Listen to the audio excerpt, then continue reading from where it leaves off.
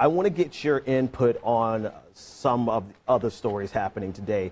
Let's talk about the fact that the Department of Justice just moved to appoint a special counselor to investigate the Russia election ties. Robert Mueller, who was appointed underneath President Bush, he served for 12 years from September 2001 to September 2013. He hasn't been appointed as the independent investigator. What's your first take on that?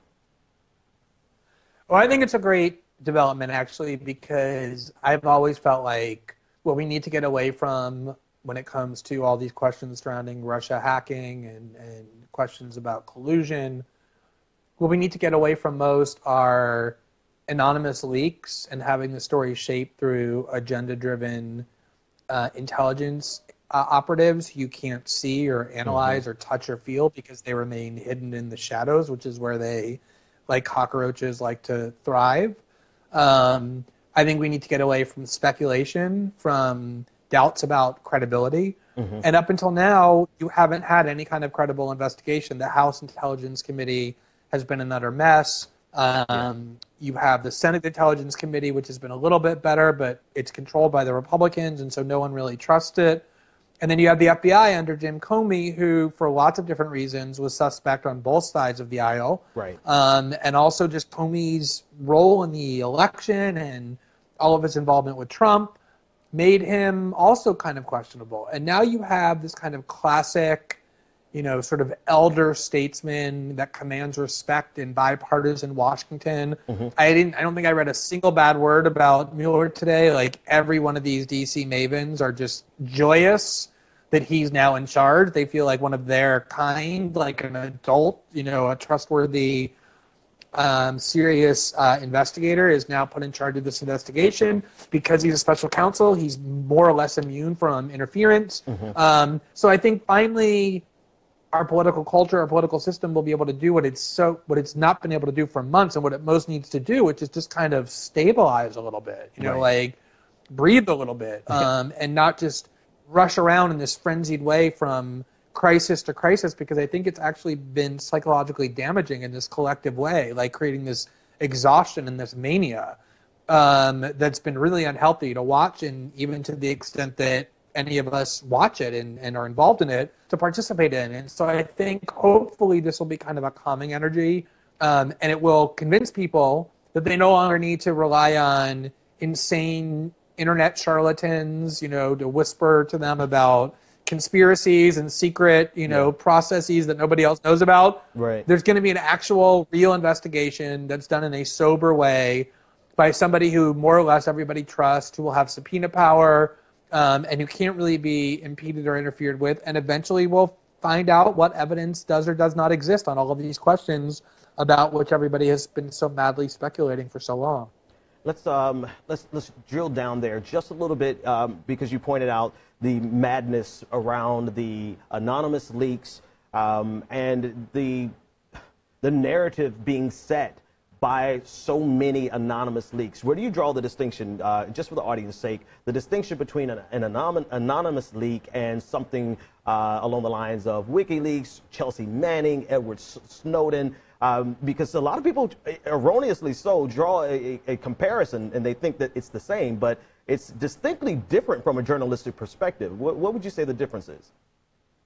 The difference is so fundamental and so self-evident, although you're right, it, for whatever reason, eludes lots of people. In the case of WikiLeaks, in the case of Chelsea Manning, in the case of Edward Snowden, in the case of Daniel Ellsberg, what distinguished that reporting, what made it so consequential, was that you didn't have people making assertions or claims about things that happened. You had them showing you documents, showing you evidence that you could read through. So when we did our reporting at The Guardian, I didn't say someone at the NSA told me that the NSA is collecting metadata about everybody's communications every day. Had I done that, people would have rightly wondered whether it was true. I was able to show the document that proved it was true. Same with WikiLeaks and the Manning releases, same with Daniel Ellsberg. That is, it's all documentary, it's evidentiary. You can hold it in your hand and have it empirically proven.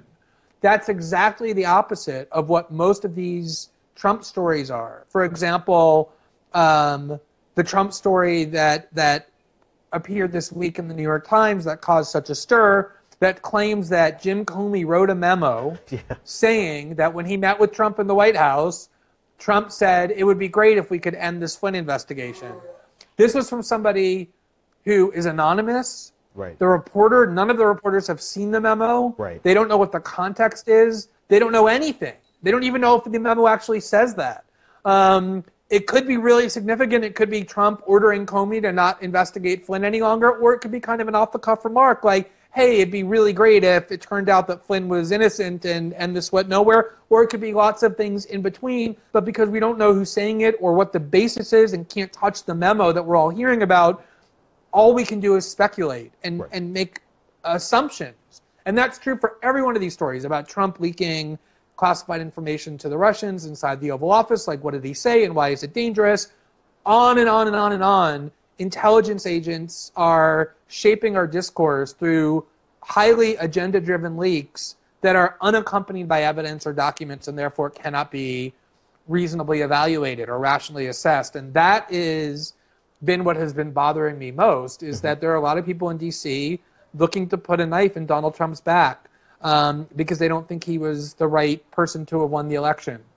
And that's not a good reason to reverse the election result or decide that we want to remove him. In order to do that, we have to have evidence of actual wrongdoing, and we're starting to get some of that, a little bit, I guess, but we certainly don't have anything like it yet. We just have anonymous leaks that can't be assessed because they're not of the kind of leaks that WikiLeaks produces or Chelsea Manning produced or Snowden or Ellsberg produced, because those are based on documents. And to be sure, you're not saying that that these stories, you're not making a judgment call on the stories, you're making a judgment call on the fact that we really can't make a judgment call without seeing this information. So you're not saying these stories are untrue, you're saying without evidence, we have to take it with a grain of salt as a journalist. I mean, that's pretty standard. Yeah, it's just a journalistic matter. It's just basic skepticism. Of course. Exactly. I'm not saying that it's false that Trump obstructed the investigation or tried to obstruct the investigation. I'm not saying it's false that Trump leaked highly sensitive information unjustly to the Russians or that he colluded with the Russian government in hacking John Podesta. I'm just saying until there's evidence to demonstrate the truth of those claims, we shouldn't believe them or disbelieve them. We should want evidence before we take action based on them, including forming judgments on them. Absolutely. We have a comment from Facebook regarding the special investigator from Thomas. He said, is the special... Delete it. Thomas wants to know from Facebook, is the special prosecutor a double-edged sword as far as what information will be released to the public? Are we more likely or less likely to get this information public with a special prosecutor? We're probably much more likely. I mean, remember that, you know, the sort of classic case of a special prosecutor was Kenneth Starr, who investigated the Lewinsky scandal, if you want to call it that. And most of that information ended up being public. In fact, almost all of it in a very highly detailed, notoriously kind of a vulgar report.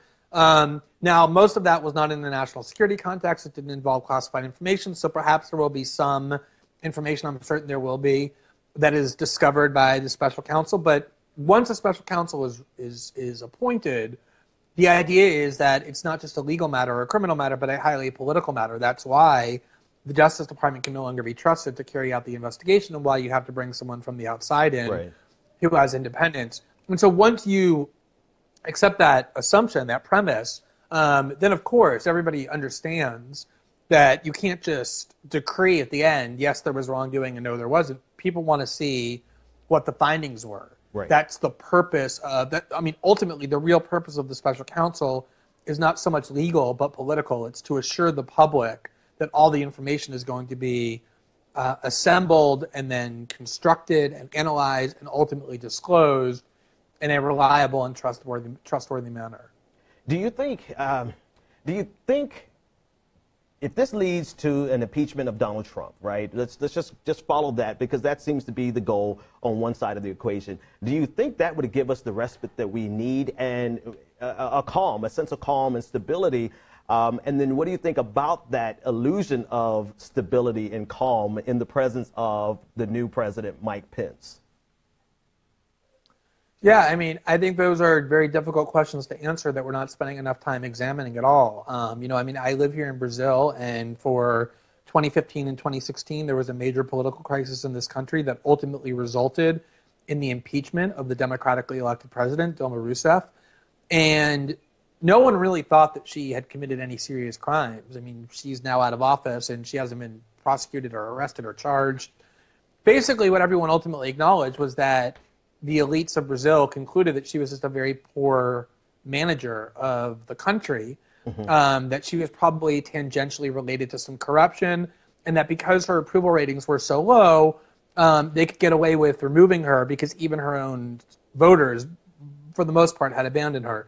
And the idea was, well, we should do this because right now we have a crisis, a political crisis, an economic crisis, and we need to just become stabilized. We need to replace her with a more conventional, competent manager who will normalize our country and at least let us move on. And even though it's not an ideal thing to do, it'll be positive. And what ultimately ended up happening is people realized that it was illegitimate. The person they replaced her with is infinitely more corrupt than she is. There's been no stability at all. There's been increasing instability. He's literally at single digits in approval ratings, the new president, Michel Temer. And just today, there was a recording released, or a report of a recording released, where he's caught on tape approving bribes. So he's probably going to have to resign or himself be removed.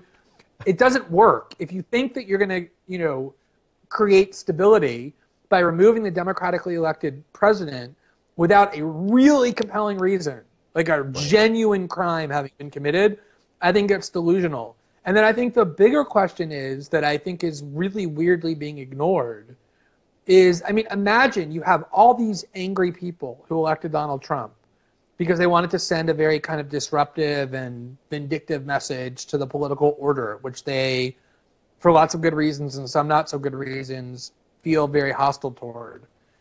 Imagine if you were to say to them now, we know you voted for him, we know he won, but we're now going to remove him, say less than a year after he's been inaugurated, under circumstances that you regard as completely unjust, as lawless and violative of the Constitution, and more or less just a coup, a reversal of the vote that you cast. Is that going to create instability? Are those voters going to acquiesce to that meekly and say, okay, I guess there's nothing we can do? Or are they going to take their guns, which most of them have, and go out into the street and express their anger in that manner? I don't. And then I guess there's a subsidiary question, which is, should that matter? Like, is that a relevant factor in deciding whether Trump should be impeached? I don't think we know the answer to those questions, but I think those are pretty serious questions that deserve a lot more attention than they're getting.